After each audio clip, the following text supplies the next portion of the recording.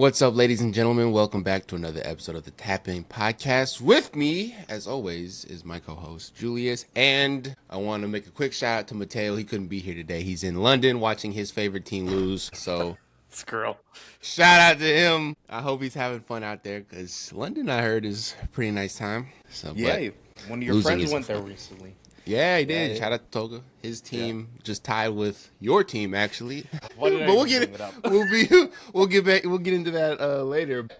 Ladies and gentlemen, it's sad times right now. I was just saying it for all three of our teams. We suck is really what all I can say. Well, he doesn't suck. Their team is good. They're just something happens to them.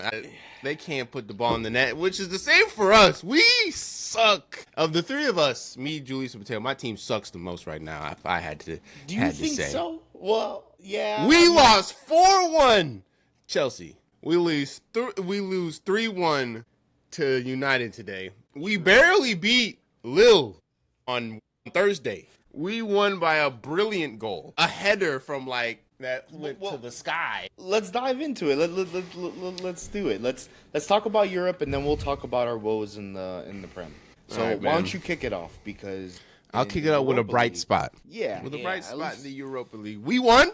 You're the only ones I did win. We were the only one who won our international match, I guess. Yeah.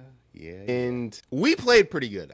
I do have to say. Well, our defense is really what shined. We were really making it really difficult for Lille and Giroud, which I did not know he was on Lille until I saw him walk out onto the pitch, and I was like, I didn't know he was there either.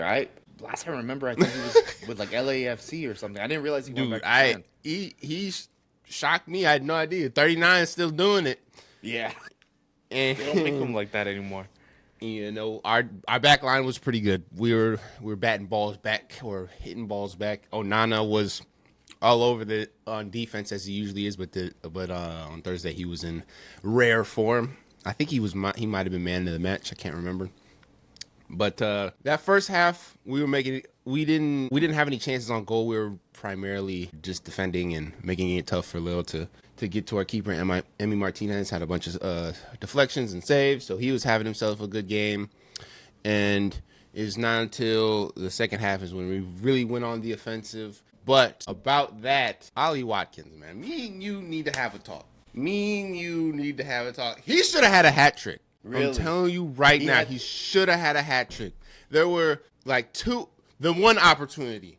I forgot who gives him the pass, but he gets a wonderful through pass, open on goal. Just him and the keeper. There's two guys trailing him right there, and I'm like, shoot it. He has the pace. Shoot it. And he takes one step too far, and the keeper comes out, and then he finally tries to open up, but it's too late. The goalie is already there, so it deflects off the keeper's foot and goes off, and I'm just like, shoot it! What are you doing? He was I don't know what he was trying to do. He was just being indecisive as he has been for a majority of this season. And there was another chance too where he could have shot, but he kind of hesitated again and didn't put it in, and he passed it. And I'm just like, dude, come on. What do we got to do? What do we got to do to get this confidence up? But let me ask you, though, was he creating his own magic? Was he creating his own chances? Or was he getting good service and just squandering it again and again? I think it was more of getting good service and he was squandering it. Because there was a few times I gave him a good pass that had him in good position, and he just didn't know what to do with it. And it was just very frustrating to watch and not freak out at work while I'm like, dude, what are we? Sorry, sir. Sorry. That happened. Oh, hold on. That happened. Really? A few times. One time. It was a couple weeks back. It was a few weeks back. It was a Europa League game. And it was when Emi Martinez. It was when Unai Emery was putting in all the young players in. And it was it was that kid, I forgot his name. He hit the game winner in the 90th minute. And I was like, yes! And there was a lady right here. I almost smacked her in the face. I was like, oh, I'm sorry. I'm so sorry. I was so sorry. You're about to get fired because you're so excited. I hope they do. Isn't it crazy once you start following a team? Every triumph feels great. Every loss, it feels like a gut punch. My gosh, I was laying in bed earlier today. Just didn't want to move. Yeah, I mean, comatose. Just grinding into your pillow. Yep, so that game was in France, and it was Hey, we beat them there. Now they got to come to Villa Park, and hopefully that gives us the edge playing in front of the home crowds. I Hopefully. got high expectations for this Europa League, and And let me ask for this game. I know we'll get to it eventually, but McGinn started in the Prem. Did he start in the Europa League? Oh, he came in on like the 60th minute. so with any luck, you're going to be in front of a home crowd. You're going to 77. have your captain back.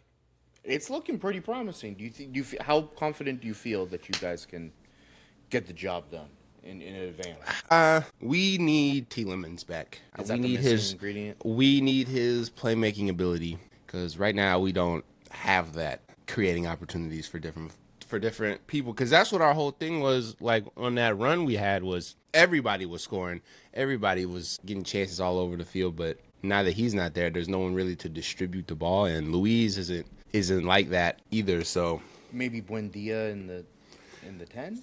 Buendia, let me talk about Buendia, bro. Yeah, talk to me about Buendia because I mean he was a bright spark, especially when you guys were going on that heavy run that basically got you guys into third. Buendia, that he's who propelled you. I feel like. Buendia has been annoying me over these past couple of weeks because my man is a pest, a flopper, and a complainer. Today he got a yellow card for complaining to the ref too long. Or he must have said something crazy and the ref was like, hold on, What you say? yellow I card. speak Italian, right? Yeah. And they were like, he flops all the time. He's annoying to the other players, which I'm not mad at. If you wanna If it works, I mean, if if you it want to be a rattles pest them, to the other sometimes player, that's good. maybe stick a leg out, maybe cleat somebody here and there with, Some dark arts.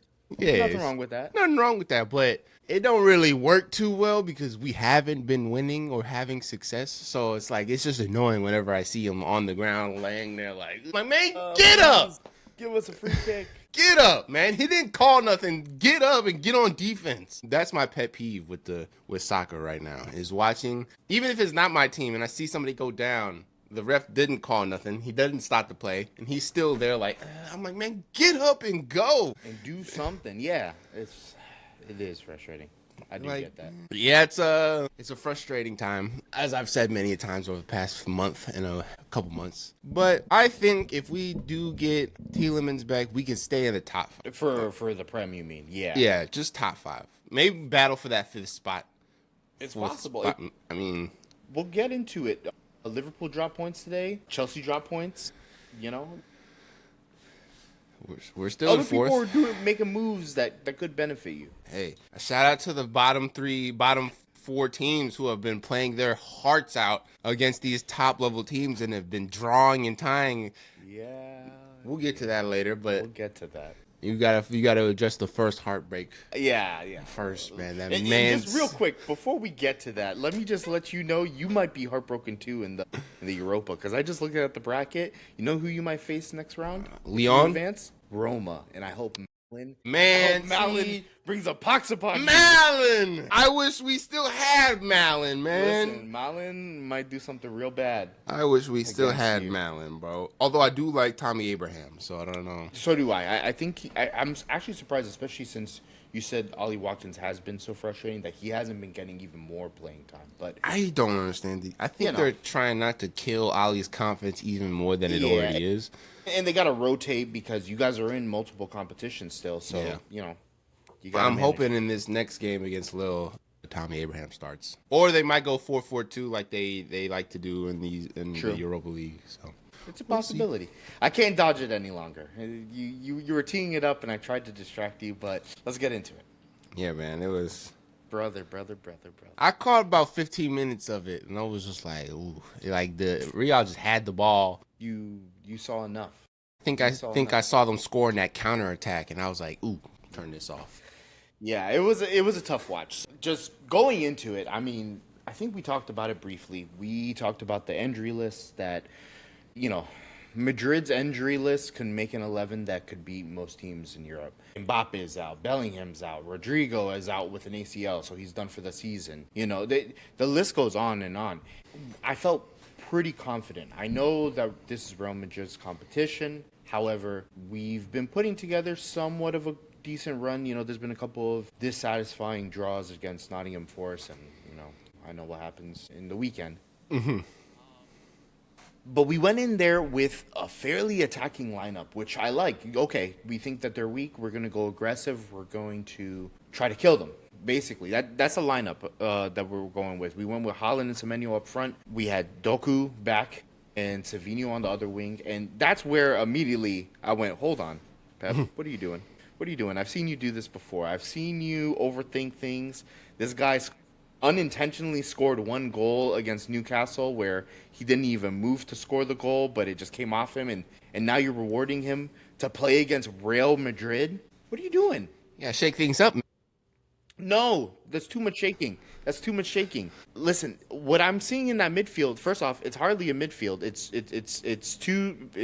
one striker, three wingers, and then Silva and Rodri, who Rodri is slowly coming back up to form. Silva is a gnat to anybody, and we see moments of brilliance from him, like we saw this weekend, but there's no creativity there. Where's Cherky? Where's Foden? Nowhere to be found. Where are they? So we Especially started off- Foden. Yeah, exactly. I mean, guys, look, if anyone ends up seeing this clip that, was freaking out that I was wearing a Bayern Munich See, guys, look. Look, It's I've a been nice watching them for 15, 20 years, okay? Listen, the fact of the matter is we've seen this overthink from Pep before. Diaz and Gahey were the defensive pairing. We put O'Reilly back into the left back position despite Ait-Nouri looking really good over the last couple weeks, and O'Reilly possibly being even better and giving us more energy in the midfield than what Silva and Rodri are going to provide. Kusanov was out on as a right back, which I understood because he was there to lock up Vinny, but as we saw in the second goal, Vinny wasn't completely locked up. So, we started off really well. First 10 minutes, we had a couple of decent chances. Like Doku was doing his shimmy, and he got off like two quick crosses, but nobody was there. Semenyo missed one. Holland hardly moved for the second one. And then after that, we got punched almost immediately off of, nothing short of Valverde and Madrid brilliance. And that pains me to say it because I hate Madrid. I hate them. I cut my teeth watching Barcelona, so I hated them then. Now, every freaking year I have to play them in the Champions League with Man City. Oh, that first one, though, that first half, he went Super Saiyan. I mean, there's nothing short of that. Courtois plays like a ridiculous, exquisite diagonal cross that releases Valverde, him, and O'Reilly. And basically, with the first touch, he gets it past O'Reilly and is just one-on-one with Donnarumma, who for some reason comes out. I understand, he thought, he anticipated it. But I think for a second there, and you can see it in the replays, he must have thought that he was outside the box or he was very close to the line, because he tucks in his arms as well when he goes down to dive for it. He's not even like splayed out. He would have caught the ball. He kind of like chicken wings it, and it literally goes right underneath him. 1-0 to Real Madrid in like the 20th minute. That's a And from there, Monday just got worse, bro. Worse and Because worse. the second one, Vinny sets up Valverde literally 7 minutes later. And Yeah, I was going to say, it was quick. It was quick. It was, first half hat trick. You know how crazy that is? Very crazy. He slots it in under Donnarumma, but bro, if you didn't see the third goal, which I think you did because you've already mentioned Gahey once, it was the best of the lot. And again, Was it that counterattack? That was the first one. Yeah, the first one was kind of a counterattack, but the third one, no, I think it was a counterattack as well. He gets released, and then the first touch from Valverde is, phenomenal, dude. He literally plays it over Gahey, who, I've been talking about nonstop since we signed him, about how he's going to bring our defense back. Mm-hmm. He just got embarrassed on the world stage. He brings it down. He flips it over him with his first touch. With the second touch, he teleports to the other side of him. And then from that point on, my head is fully gone. And you turned it off. I pretty much, yeah. I kept checking back in, hoping to hope. But all I saw was a very frustrated City, late substitutes again. And this is something that we're seeing again and again with Pep. It's becoming very clear that certain things are not working. I understand that you change up the lineup. We've been experimenting with different formations. Holland isn't feasting. Now, there's been a lot of talk as well about, oh, there's a transition. I was watching, I don't know if you've ever seen The Rest is Football with Gary Lineker and Michael Richards and Michael Richards, Alan Shearer. I'm sorry, Yeah, Alan yeah, yeah. Shearer, and he's literally like one of the top goal scorers in Premier League history. And they were talking about, that it's a big transition playing from being a single striker to a second striker. And normally, okay, I would understand that, but we've been experimenting, you had to deal with Julian Alvarez last year, or no, 2 years ago now. We had Marmoush last year. Now you have Semenyo. And for your national team, you play with the second striker in Sorloth. So I don't, I understand where they're coming from, and it might be an adjustment, but it's still disappointing because we need. I mean, where is my deadly lethal Norwegian Viking? Where yeah, I don't where know. He where has he kind gone? of disappeared, man. He's on a milk carton. He's missing, and it's becoming very frustrating. Now, saying all that, hopefully, similar to what you were saying before, when it comes to the fact that you guys are playing Lille in Villa Park next week, we're playing them at the Etihad. I'm hoping that we can produce a remontada. How confident I am, I can't even tell you. I don't know. Would you need to hold them to 0 goals and score 4? I think it'll really come down to who scores first, because then the momentum could shift potentially. For the love of God, Pep, and we'll talk about it during the Prem section as well. Throw everybody out there, man. You need a creative midfielder. I understand. I don't know what it is you have going on with Savinho. Is he your illegitimate love child? I don't know. But What's wrong with Savinho? I've told you before, he's a young kid. I think maybe there's a player in there, but we haven't seen enough. Not to be. You can't figure that out on the Champions League. Yeah, bro. Even if it's a depleted squad, Vinny still exists. We've seen them go do this sort of thing before. This is, like I said, we play them almost every year. More often than not, they get the better of us. We got the better of them earlier this year, and I think maybe that's where some of that confidence came from. But please play Turkey. That's all I'm gonna say. We need a creative linchpin. Haaland needs service. Haaland can't score unless someone almost serves it up on a plate for him. That's what was so great about Kevin De Bruyne. Served it up on a silver platter. 100%. We have a technical player. Why'd they let him leave, man? Foden ain't doing it right now. We could continue to try to play him into form, but we need somebody that can get results now. I think that's Turkey. We need to play him from the start, not bring him on at the 70th minute. When the game is already gone, everyone's head is down, and that's completely glossing over the fact that we gave up a penalty, and luckily Vinicius missed it. Because if Vinicius would have scored that and we were going back to the Etihad 4-0, raps. Basically, I mean, it would require like a historic remontada, the comeback of comebacks. But I digress. We'll see what happens next week. But yep, I'm just gonna have to tune in and see what my team can produce. And Mateo's not here to speak for himself, but all I can say is I have all your guys' teams followed on FOTMob, and I get the notifications when people score, and I just kept seeing that PSG count go up and up and up, and every time I looked at my phone, I'm like, damn. Yeah. That's the only thing that made me feel better. But at least I have to give Chelsea some credit. There was some fight back. They were trying. More fight back in the Chelsea game in comparison to my team versus Man City versus Real Madrid. So if you haven't seen the clips, I would implore you, please go back later and watch the clips because it was just an entertaining game. But just from the off, Barcola gets an incredible shot off from João Neves' cross, and PSG are up very, very early on. Literally in the 10th minute, Barcola scores. But here's where I have to give Chelsea some credit. They had an immediate reaction. Like literally 18 minutes later, Malo Gusto pops up with a great goal. And, so they're back at it. But then you see that individual brilliance that, we've heard week after week about how great João Pedro is. But do they have a Dembele? Because Dembele, for that second goal, bro, they go on a crazy, crazy break. He gets the ball. He's so fast. And it's really just him, Cucurella, and I believe it was Wesley Fofana. He, shimmies like he's going one way and then brings the ball back and then starts tying up Fofana because he's like, Oh shit, he's giving me he's giving me the feints and literally slots it in under their Jorgensen. It was a fantastic goal. But again, Chelsea respond almost immediately. Neto plays a quick across to Enzo, who just slots it in like minutes before halftime. Let me see. No, I'm sorry. It's right at the beginning of the second half, about 57 minutes in. And then, bro, What was the score at that point? it was 2-2. It was tied up. So that's what I'm saying. At least they had some fight back. Yeah, it was close.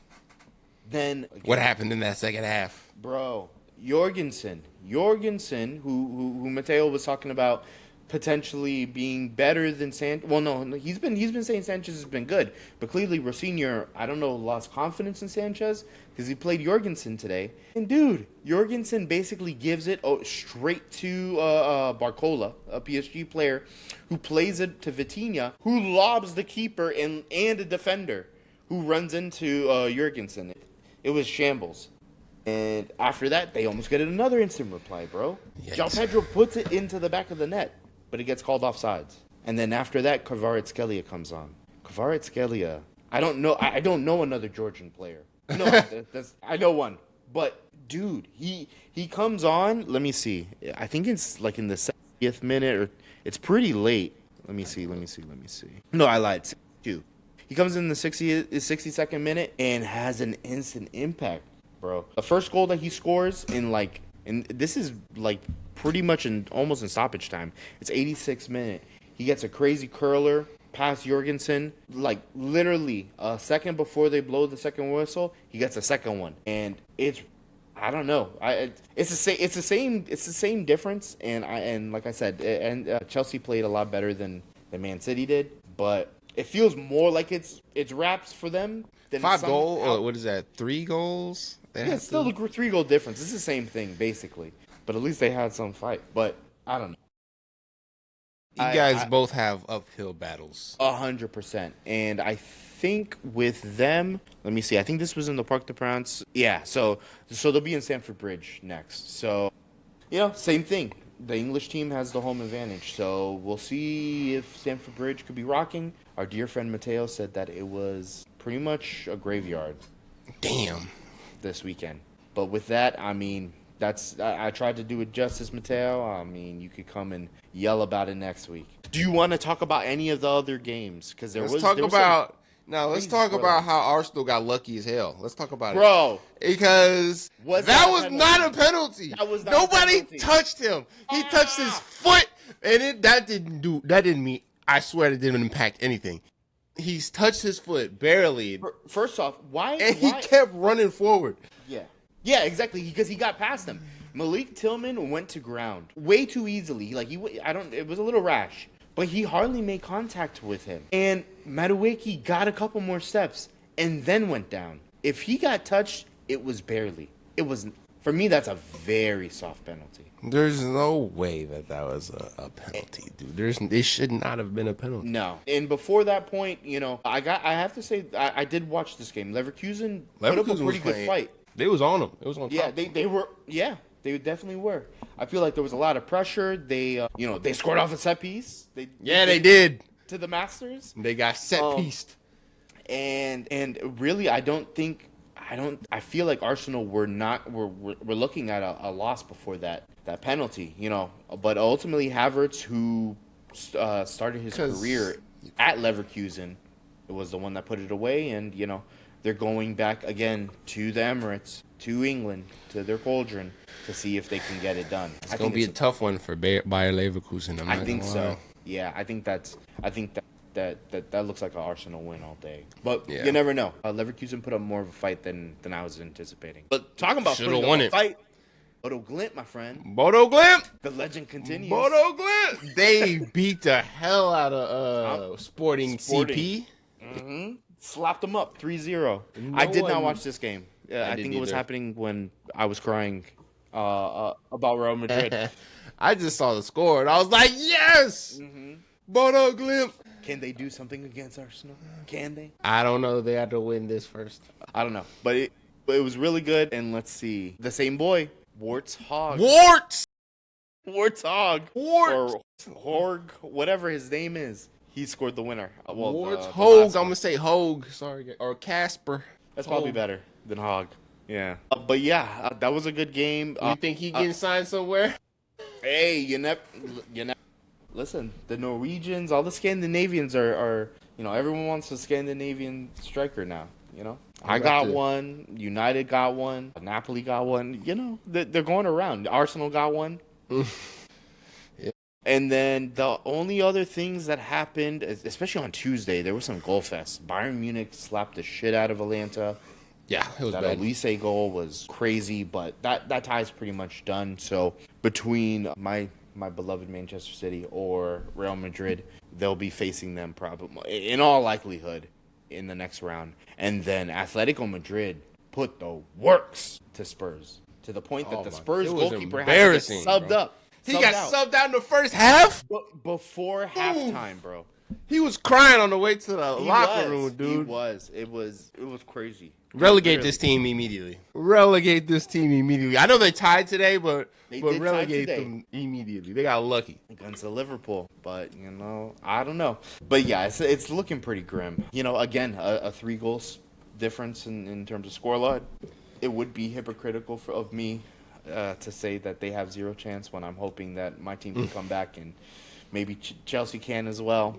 I mean, Tottenham Hotspur. It's bro. Not looking too great for them. Yeah, enjoy the championship, my friends. Yeah. All right, now let's get to the Prem. Let's talk about it. Let's get it out the way.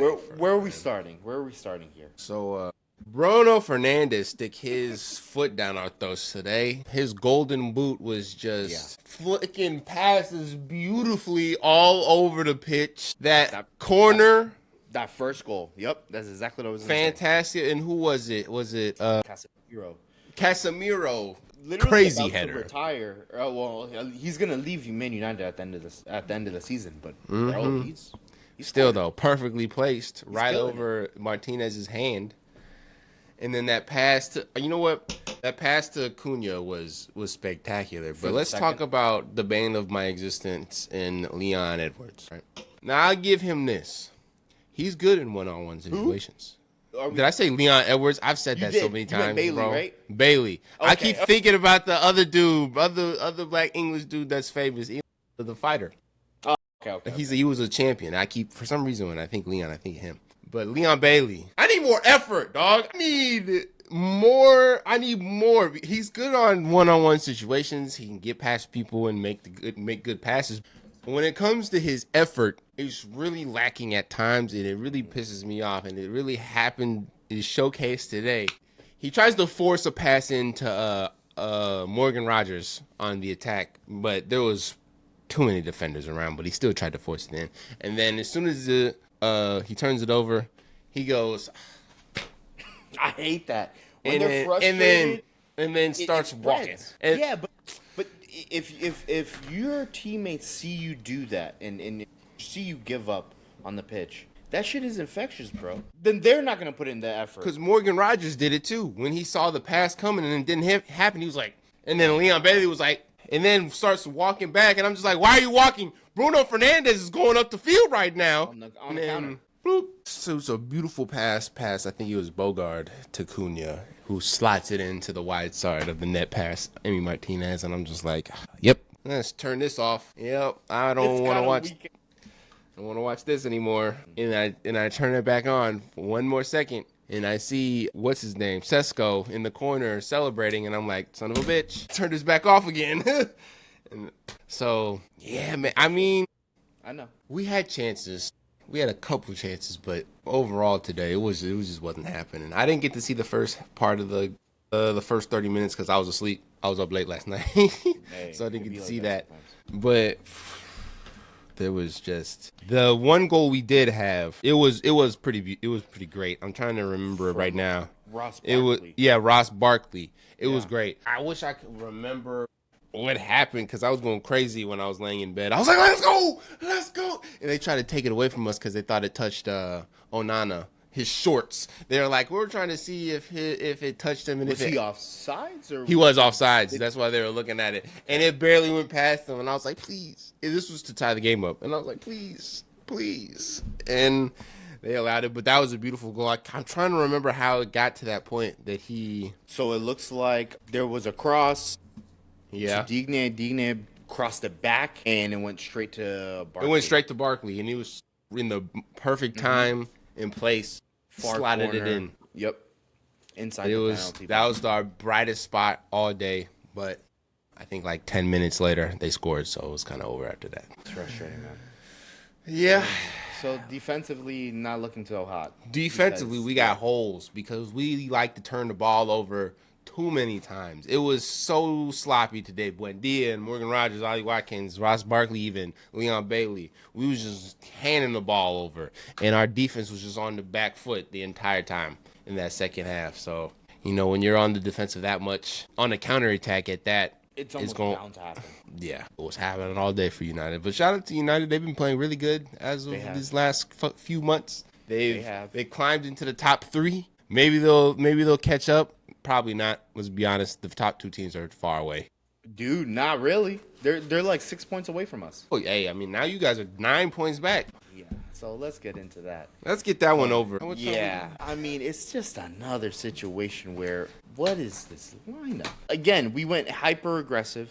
We had. Can you say it's the lineup though? If you had plenty of chances and you just couldn't put the ball in the net? I think so because, just like I was saying with Real Madrid, we need a creator. We have people that can do the last part when they're provided for, but we need a creator. It was the same sort of thing where instead this time Semenyo shifted behind Haaland. They weren't really gelling together. There was no Turkey. There was no Foden till later in the game. At least the back line for this one looked a lot better. I think the back line looked a lot more like what I was hoping for from Madrid. And maybe this is just testing it out before, that second leg. Where Kusanov and Gahey, get that partnership going again. Nunez is on as a right back. Ainori is on as a left back. But I just feel like there's just one creator too few. Mm-hmm. Initially we started off all right. The first half, both goals came in the first half. Silva had a great, fantastic little chip that went over the keeper. He was on a very tight angle, and he flipped it over the keeper.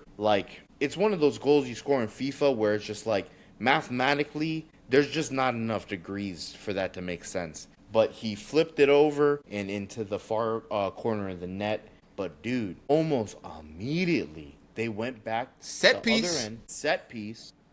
Beautiful header. A beautiful header from Mavropanos. You know who Mavropanos used to play for? I'm assuming you guys. No. Arsenal.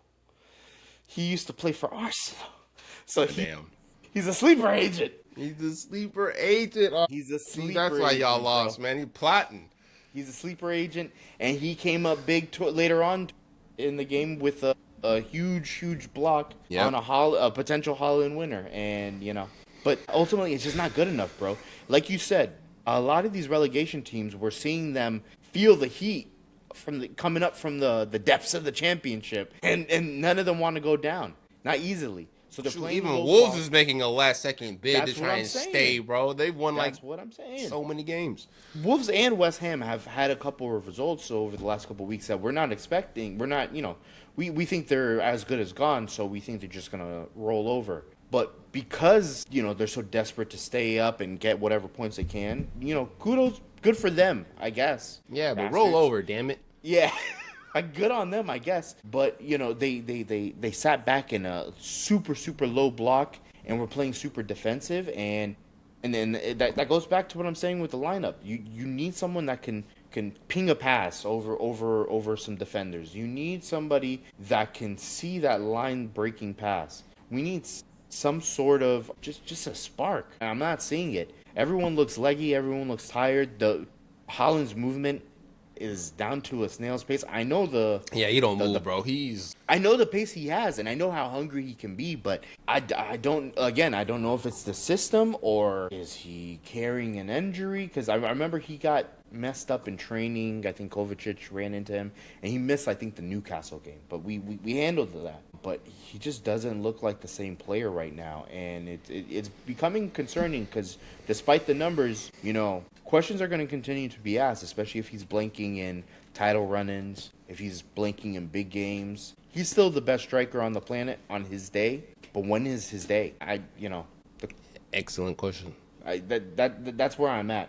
What else can I say to you? Cherky comes on in the second half, and he immediately sets up Holland, but again, the shot goes wide. Holland is set up again in the 69th minute, wide again. It's just really unfortunate, and then I honestly forgot about it. I blinked. But then Gahey had that wonderful opportunity at the end. Up and over.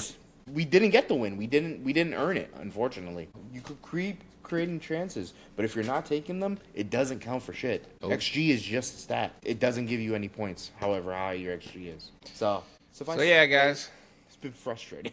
It's been a very depressing time for all three of us. We're just lucky that Mateo's not here to share in our misery, I suppose. Poor bastard went to the game on, I think it was also on Saturday, and to see his beloved Chelsea lose again at Stamford Bridge.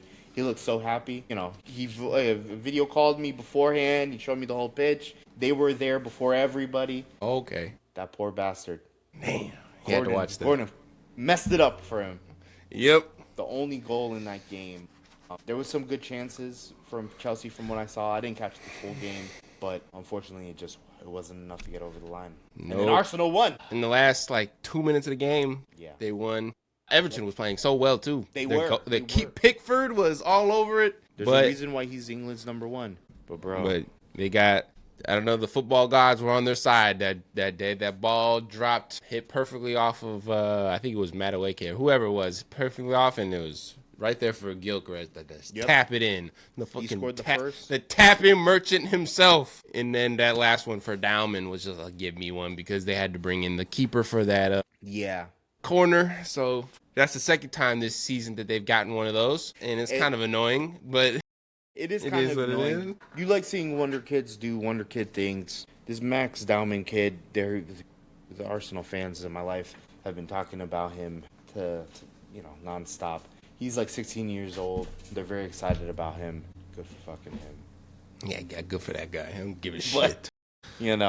It was literally in the last minute of stoppage time. Yep. But shout out to them. They got the win. They're on a 4-game win streak in the Prem right now. So hey, it's not mathematically over. But it's not. It looks like they got it. It looks like they got it. It looks like they got it. It looks like they got it. I'm gonna reserve completely conceding because I've seen my team do it on the last day. But bro, where's the format? Because Arsenal got it right now. They have the high hand. They have favorable draws, and pretty much, in the Champions League and the FA Cup. Could they do it? Remains to be seen. Remains to be seen. But, I mean, anything can happen, but it's looking pretty good for them. Yeah. But with that note, ladies and gentlemen, like, comment, subscribe if you haven't already. Hopefully Mateo is back next week. Maybe we might have a guest. We might not. Who knows? I'm trying, y'all. We're trying. But we'll see y'all next week. Peace out. Have a good one, y'all.